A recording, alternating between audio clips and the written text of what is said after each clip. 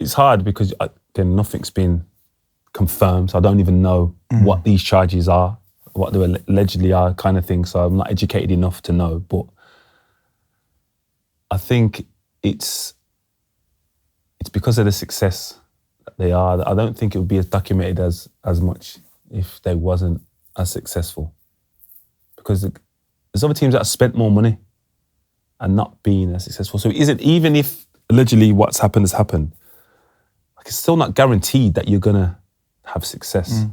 Like, teams have spent more money and not had success. So there has to be a level of respect for what these players have achieved. And that's the problem, isn't it? And this isn't me defending or criticising Man City, but when people talk about the charges or they say there's an asterisk next to it, it removes everything that's been done. Yeah. Do you know what I mean? All of the hours of hard work. And of course you can go, well, it's a financial thing, but you still can't remove the great stuff that's been done. Yeah, no, yeah. Again, because it's not guaranteed. Even if, like you said, you do make the allegations, whatever, confirm them or stick, whatever, it still doesn't guarantee that you're going to win 4 in a row.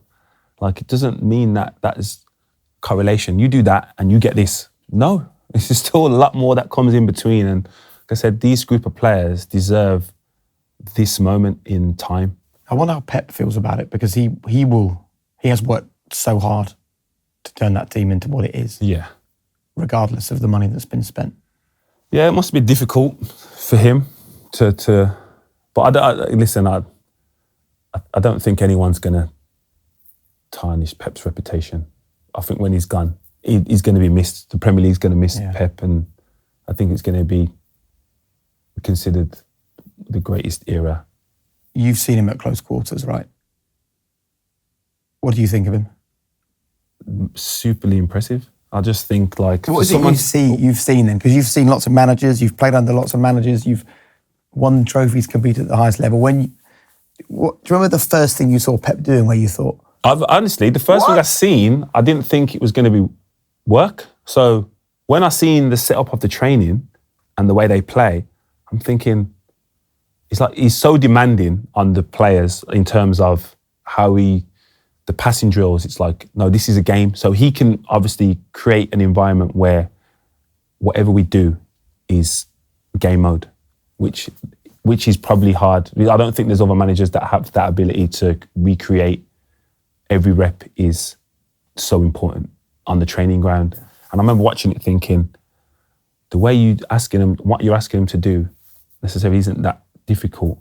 I'm not sure it's going to work. Thinking, not sure that works. And as easy as it may look on the training ground, and then fast forward 12 months. And even in his first season when it wasn't as successful, but you could still see bits. So he was like, they're the bits that he's trying to get to. Now he just needs to make a consistency of it all. And how does he create that intensity?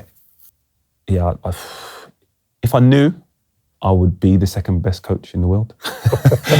And I think if everyone else knew, they would be top. But I also believe he must have a personality trait that allows him to get that best out of players, because if it was something you could learn, we'd all want to learn it. Let's talk about some of his big decisions as well. There was that period where he got loads of criticism for not playing Phil Foden.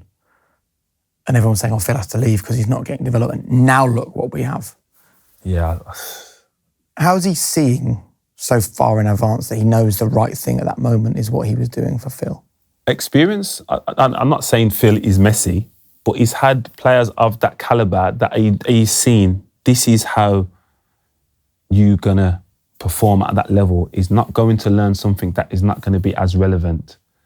Like Phil Foden and Rico Lewis, to a certain extent, have learnt a way and the reps in the academy that probably only benefit them a lot more at Man City. So going to learn something at another club, I don't need you to do that 2 or 3 times a game. I need you to do this 9 times a game.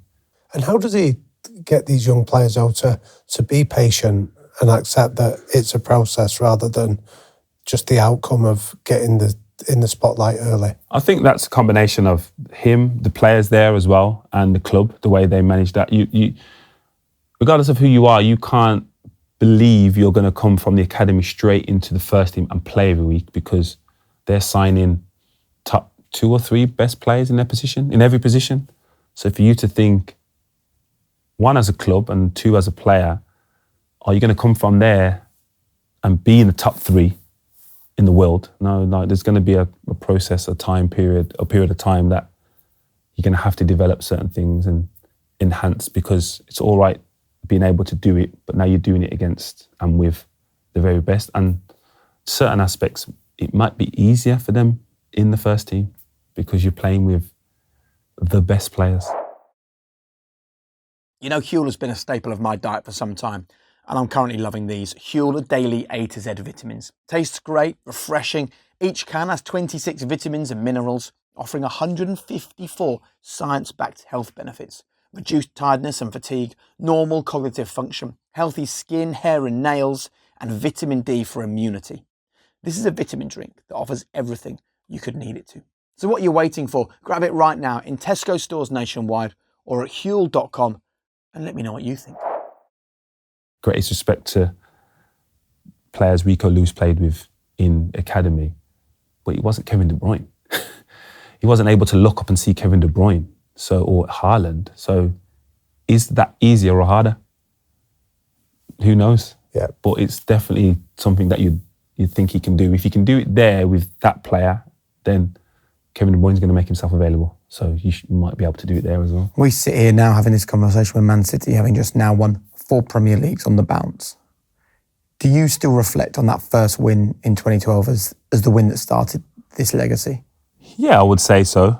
Not being like in an arrogant way, but there's always a foundation for every level the of... First is the hardest. Yeah, but 4 in a row is pretty hard. 4 in a row is pretty hard as well. It's just different. I don't think you can compare them because it's different times. Like, there's going to be fans now and then. Like, I know fans that had never seen Man City win a trophy. That first title, it will never be topped. And rightly so for them. But then there's going to be fans that are witnessing 4 in a row. That will never be topped. So you can't debate what's more special. But in terms of the foundation, it had to be that there's always a foundation, and luckily enough for me and that group of players, we were that period of time. How do you find out that there is no new contract from Man City? How did I find this out? I think from the chairman, actually. From the chairman. Come and said it wasn't going to be renewed. This is the same guy that seduced you. Yeah. But again, it was fine. It was fine. Like, I felt privileged that he was making the time. And I don't know if you've ever met Khaldoon, but he's so impressive. Like, no matter who's in the room, whoever he's speaking to, that's the person. Like, that's the person you know he's there present with you, regardless of who that person is. So, yeah, he made the time, and obviously ridiculously busy to come to the training ground and just say to me, this isn't going to happen, and thank you for your service. And yeah. And what does he do to make you feel so special? Like, I don't know. I don't know what skill that is, but literally, if he's speaking to you, there's no one else in the room. It's just you and him for that moment. And it might only be for 20 seconds because he's obviously operating at a different level of high performance. But he's so present. It's crazy. And that's not me. That's everyone that he meets and stands in front of has that same opinion.